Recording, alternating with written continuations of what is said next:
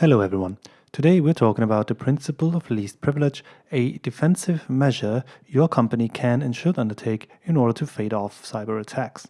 Note that there is no silver bullet in cybersecurity, but you can make it as difficult as possible for an attacker to invade your network by applying a simple principle, the principle of least privilege. This is the easiest to implement and also one of the most effective. Humans are and will always be the weakest link in the cybersecurity chain.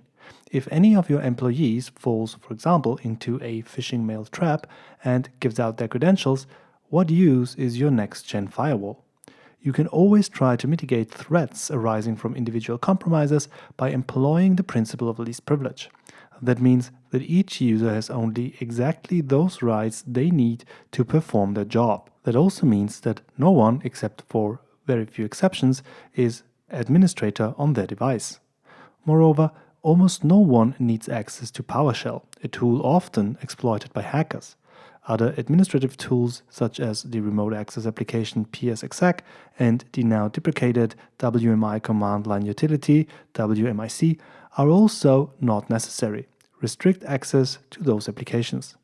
If accounts that don't have access to these tools use them anyway, you know immediately that something is up and you can respond accordingly.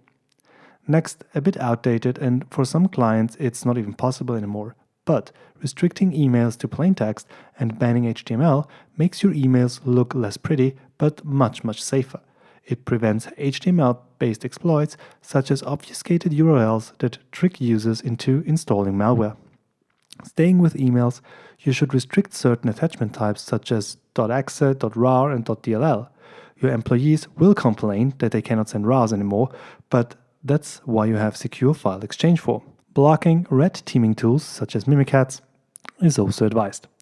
Blocking RDP ports will also increase the workload for your administrators if they want to do some remote troubleshooting, but it makes your employees and thus your company much safer. You can do this in the Windows settings by searching for RDP and switching it off. All this boils down to the zero trust security concept I talked about in a previous video. Be sure to check it out if you haven't already. You'll find the link in the description. These are very easy steps to undertake and will put you ahead of many of your competitors if you successfully implement them.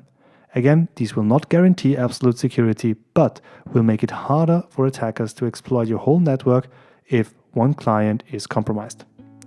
Don't forget to subscribe and like the video if you found it helpful. Leave a comment that supports the algorithm, and I'll see you in the next.